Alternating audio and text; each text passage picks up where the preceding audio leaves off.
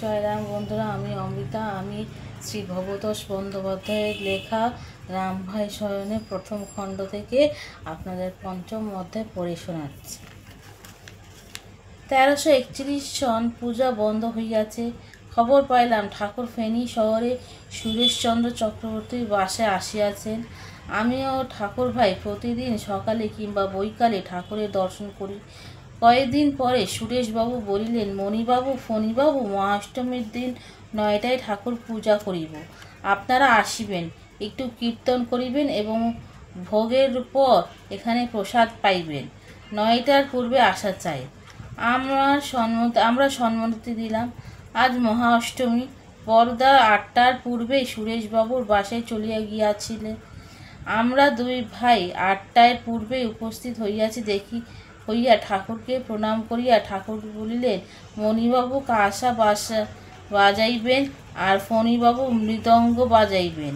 মৃদঙ্গ কীর্তনের প্রাণ, যান গিয়া কীর্তনে করেন। আমরা পূজাস্থানে উপস্থিত হইয়া কীর্তন আরম্ভ করিলাম। প্রায় 15 মিনিট পর শ্রী শ্রী ঠাকুর আসিয়া সাজান চেয়ারে আসন গ্রহণ করিলেন। পাদযুগল জলচৌকিটির উপর স্থাপন করিলেন। পরিধানে নতুন বস্ত্র, অনাবৃত স্নেহের উপর ভাঁজ করা একখানা চাদর কাঁধের উভয় দিকে ঝুলিয়া পড়িয়াছে। সুরেশবাবু পূজা আরতি আস্তে ভোগ নিবেদন করিলেন। উপস্থিত ভক্তবৃন্দ শ্রীপাদপদ্মের অঞ্জলি প্রদান করিবার পর ঠাকুর নিজ ঘরে যান। যথাসময়ে আমরা সকলে প্রসাদ পাইলাম। সকালবেলা হইতে আকাশের বুকে ঘন কালো মেঘরাশি বর্ষণমুখ অবস্থায় বিরাজমান ছিল। আকাশের অবস্থা ক্রমে দুর্যোগপূর্ণ হইয়া উঠিতেছে দেখিয়া সকলে চলিয়া গেলেন। ঠাকুর ভাইও আমাকে বলিয়া চলিয়া গেলেন। পাশের বাসায় গিয়া বন্ধুদের সঙ্গে দাবা খেলিতে শুরু করিলাম। খেলা শেষ হইলে বাহিরের দিকে তাকিয়া দেখি চক্ষু স্থির হইয়া গেল। রাস্তাঘাট সব জলমগ্ন। ঘড়িতে 4:45। বৃষ্টি বন্ধ হইয়াছে। ঠাকুরের নিকট গিয়া প্রণাম করিলে ঠাকুর ক্রোধ ভরে বলিলেন, আপনি এখনো বাড়ি যান নাই কেন? পথঘাট সব ডুবিয়া গেছে, শিগগির বাড়ি চইলা যান। শ্রীগুরুর ভরসা করিয়া যাত্রা করিলাম। গাঢ় মেঘাচ্ছন্ন আকাশের জন্য তখন সন্ধ্যাবেলা প্রতীয়মান হইতেছে। আমি দ্রুতবেগে ফাঁড়ি পথ অগ্রসর হইয়া কিছুদূরে মন্দিয়া নামক দিঘির অগ্নিকোণে উপস্থিত হইয়া দেখি প্রবল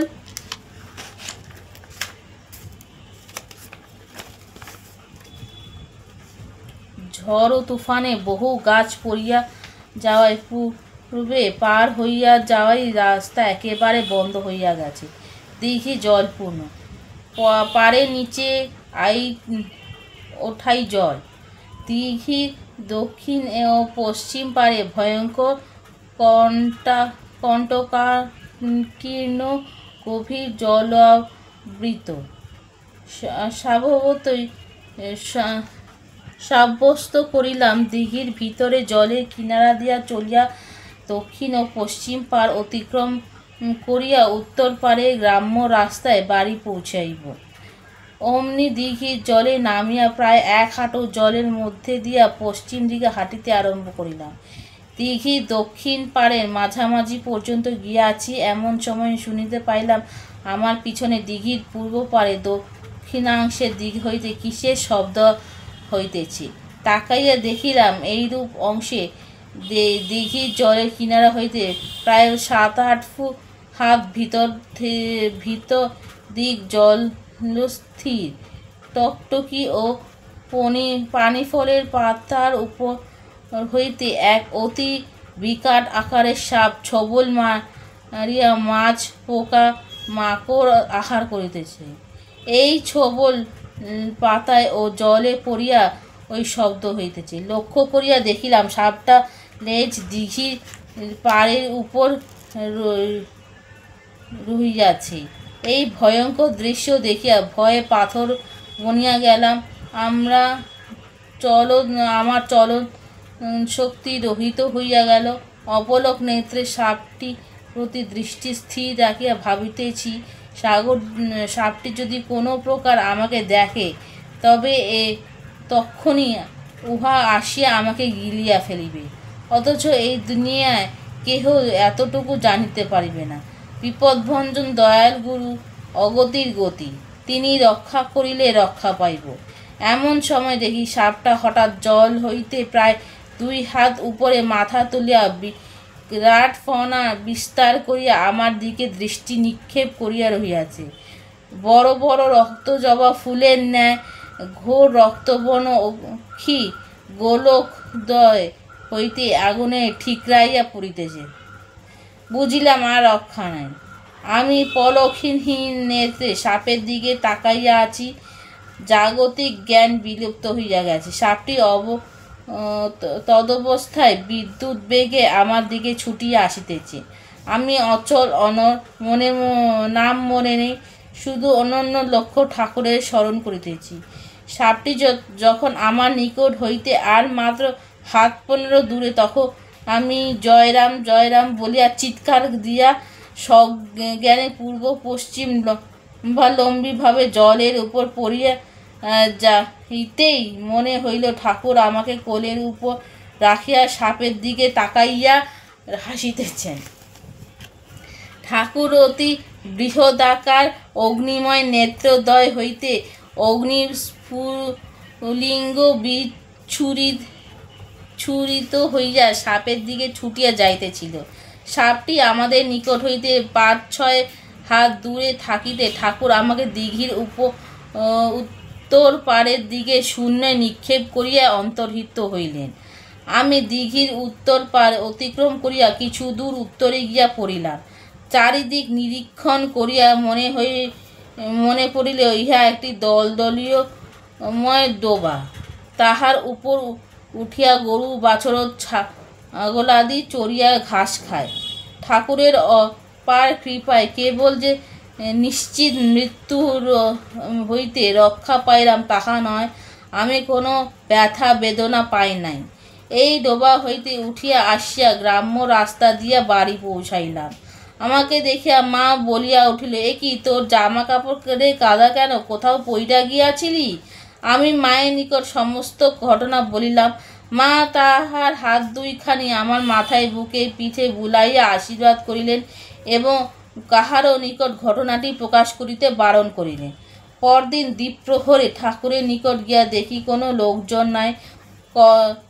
কোঠার দরজায় একটু ফাঁক রহিয়াছে। আমি ভিতরে প্রবেশ করিতেই ঠাকুর বলিলেন, দরজায় ছিটকিনিটা আটক কইরা দেও। আমি নেশাগ্রস্ত ব্যক্তির ন্যায় টলিতে টলিতে কোনো প্রকার যাইয়া ঠাকুরের পায়ের মাথায় রাখিয়া কাঁদিতে লাগিলাম। ঠাকুর আমার মাথা ও পিঠে হাত বুলাইয়া দিয়া মধুর কণ্ঠে বলিলেন, কাঁদো কেন? আমি তো আছি, উইঠা বসো। আমি ঠাকুরের পায়ের নিকট বসিয়া পা 2খানি টিপিতে লাগিলাম। ঠাকুর বলিলেন, গতকাল তুমি কেন কোনো রকম ভয় পাইয়াছিলে কি? উত্তরে আমি বলিলাম, সাপ দেখে ভয়ঙ্কর ভাবে আতঙ্কিত হয়ে নাম পর্যন্ত ভুলিয়ে গিয়েছিলাম। তোমাকে দেখা মাত্র আমার ভয় ভীতি বিন্দু মাত্র ছিল না। তাকাইয়া দেখি তিনি হাসিতেছেন। তখন কেবল তোমার কথাই মনে পড়িয়েছিল, আর কিছুই মনে ছিল না।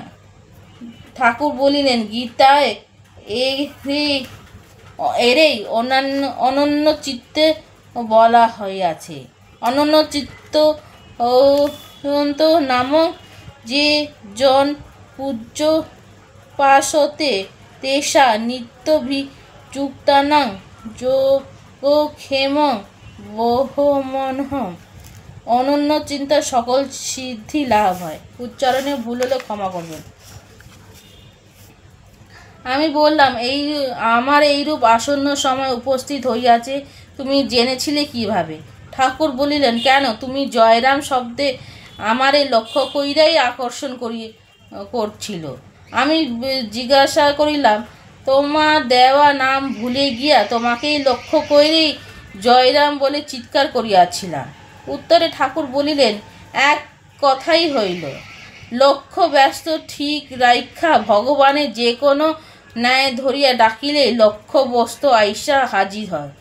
আসল বস্তু হইল লক্ষ্য। লক্ষ্য ঠিক তো সব ঠিক।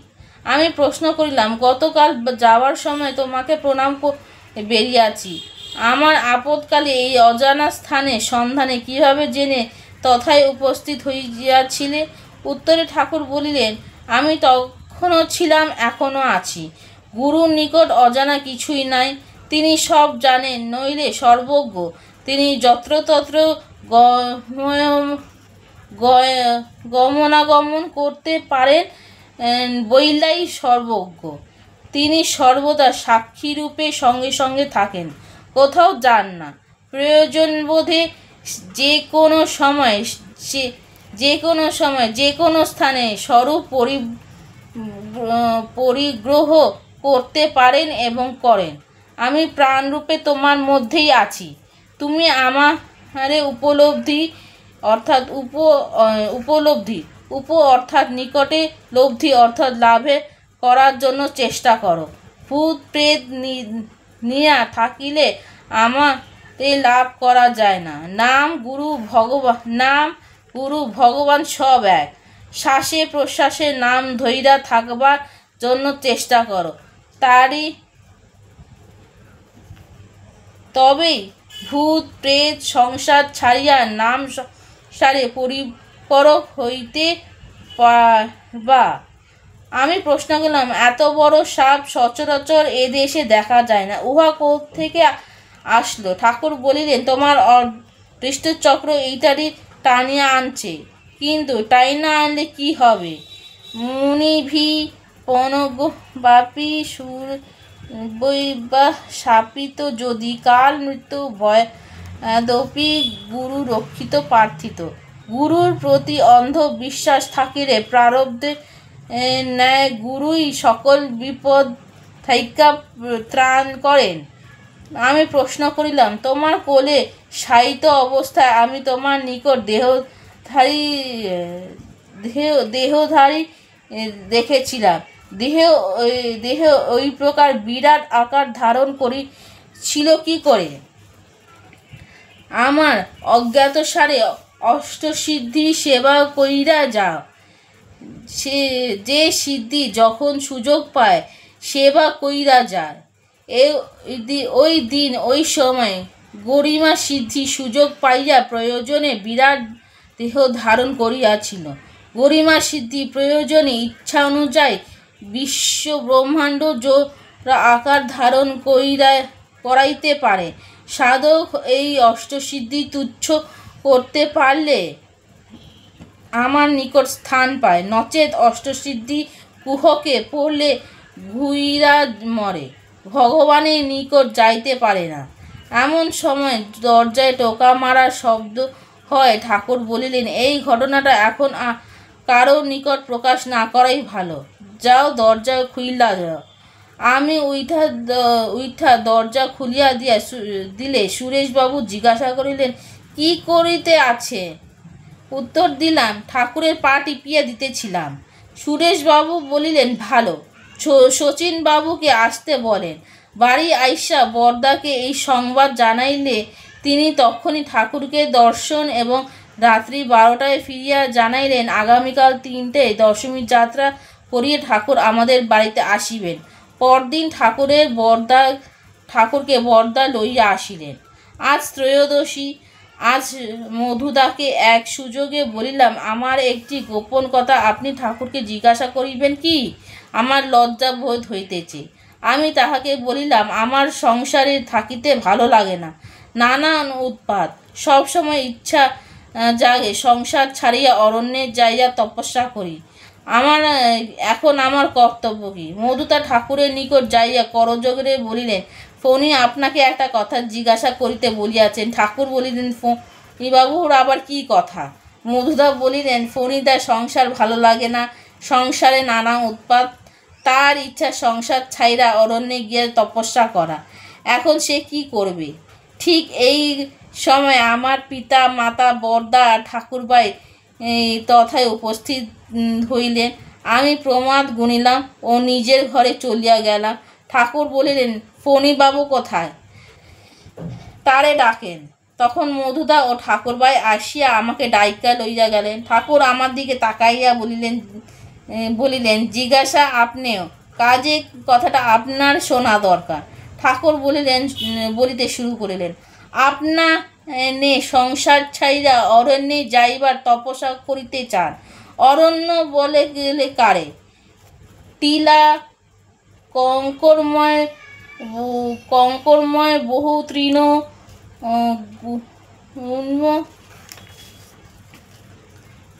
তরুল তাদি সমাকীর্ণ স্থানে অরণ্য বলে। সেইখানে বাঘ ভাল্লুক প্রভৃতি বহু প্রকারের হিংস্র জন্তু বাস করে। তাগো সঙ্গে বাস করার যোগ্যতা আপনি অর্জন করেছেন কি? আপনি হিংসা দেশ দূর হইয়া সমভাবাপন্ন হইতে পারেছেন কি? যদি তাহা না হইয়া থাকে তবে তাগো সঙ্গে বাস করেন কি কইরা? আপনি হিংসা আকর্ষণ কইরা আনব। তপস্যা করার উপযুক্ত স্থান সংসার অরণ্য। বহু তরুলতা জন্তু জানোয়ার সমাবেশে যেমন অরণ্য হয়, তেমনি বহুজনের সমাবেশে সংসার অরণ্য হয়। এই সংসার অরণ্য আপনার পিতা মাতা ভ্রাতা ভগিনী স্ত্রী পুত্র পরিজন আত্মীয় স্বজন আড়া পাড়া পড়শি গ্রামবাসী দেশবাসী সঙ্গ লাভ করছে।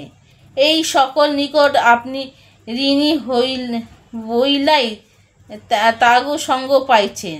তা না হইলে আপনি পৃথিবীর অন্য কোনো স্থানে জন্ম নিতে পারতেন, কিন্তু তা হয় নাই।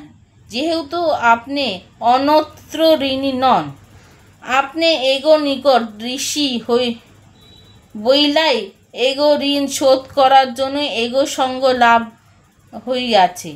এগো ঋণ যে কোনো সময় যে কোনো কালেই হোক আপনাকে শোধ করিতেই হইবে। এ ভিন্ন গতি নাই। না দেখিও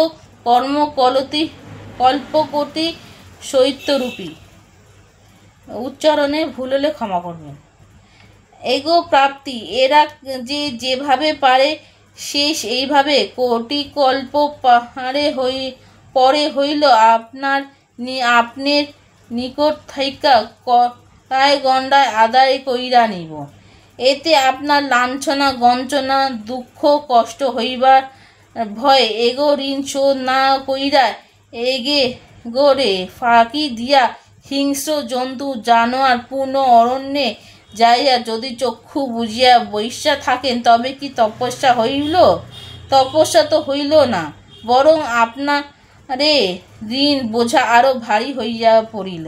তপস্যা বলতে আপনি যা বুঝেছেন তা নয়। তপস্যা বলে কারে? এই সংসারে এগো মধ্যে থাইকা এগো ঋণ শোধ করতে আপনারে দুঃসহ লাঞ্ছনা গঞ্চনা দুঃখ হইতে তার বেগ অকাতরে সহ্য কইরা থাকিকাকেই তপস্যা বলে। এইটা শুধু তপস্যা নয়, এইটা নিত্য তপস্যা। আমি আপনার কাছে এইটাই প্রত্যাশা করি, আমি আশীর্বাদ করি এই তপস্যা আপনি জয়যুক্ত হন। মধুদা জয়গুরু জয়গুরু বলিয়া উঠিলেন। ঠাকুর বলা বন্ধ করিলেন। সকলে উঠা ঠাকুরকে প্রণাম করিয়া বাহির হইয়া গেলেন। আমি পাদযুগলে কাঁদিয়া পড়িলাম। ঠাকুর আমার মাথায় হাত রাইখা বলিলেন, ভয় কি, আমি তো আছি। আজ লক্ষ্মী পূর্ণিমা। সন্ধ্যার পর নাম প্রার্থীরা ভিড় আরম্ভ হইল। রাত্রি 9টায় নাম প্রার্থীদের নাম পাওয়া শেষ হইল। ইতিমধ্যে পূজারী আইসা আমাদের বাড়িতে প্রতিষ্ঠিত ঠাকুরের লক্ষ্মী দেবী রূপে পূজা করিলেন। পূজা শেষে গিয়া দেখি গুরু ভ্রাতারা সকলে বসিয়া ঠাকুরের কথা শুনিতেছেন। ঠাকুর বলিলেন, আজ কোজাগর। কোজাগর শব্দ থাইকা কোজাগর হইয়াছে। তারপর তিনি কোজাগর সম্পর্কে একটি কাহিনী বলিলেন। তাহার মর্মকথা হইল, অন্য বিষয় চিন্তা না করিয়া কেবল তাহাকে স্মরণ করিয়া জায়গা থাকিতে হয়। তাহা হইলে তিনি কৃপা করিয়া সকল ভার গ্রহণ করেন। ঠাকুর কথা সমাপ্ত করিলে গুরু ভ্রাতারা ঠাকুরকে প্রণাম করিয়া প্রসাদ পাইয়া চলিয়া গেলেন। ইহা 2-3 দিন পর ঠাকুর বলিলেন, যে কয়টা দাঁত আছে এইগুলিতে ব্যথা শুরু হইয়াছে। কলিকাতা দিয়া দাঁত কয়টা উঠাইলে ভালো হয়। সেই দিন রাত্রি 12টায় ট্রেনে চট্টগ্রাম গোয়ালন্দ মেইলে বরদা ঠাকুরকে লইয়া কলিকাতা রওনা হইয়া যান। আজকের গল্পটা এইটুকুনি। আজকে আমি 5ম অধ্যায় পুরোপুরি শেষ করে দিলাম। এর পরবর্তী ভিডিওতে আমি 6ষ্ঠ অধ্যায় শুরু করব। আমার এই প্রচেষ্টাটা যদি আপনারা ভালো লেগে থাকে, আর আপনারা যদি ইউটিউবে দেখে থাকেন, তাহলে আমার চ্যানেলটা লাইক করবেন, সাবস্ক্রাইব করবেন আর কমেন্টস করবেন। আর ফেসবুকে দেখে থাকলে আমার পেজটা ফলো করবেন, কমেন্টস করবেন আর লাইক করবেন আর শেয়ার করবেন। জয় রাম।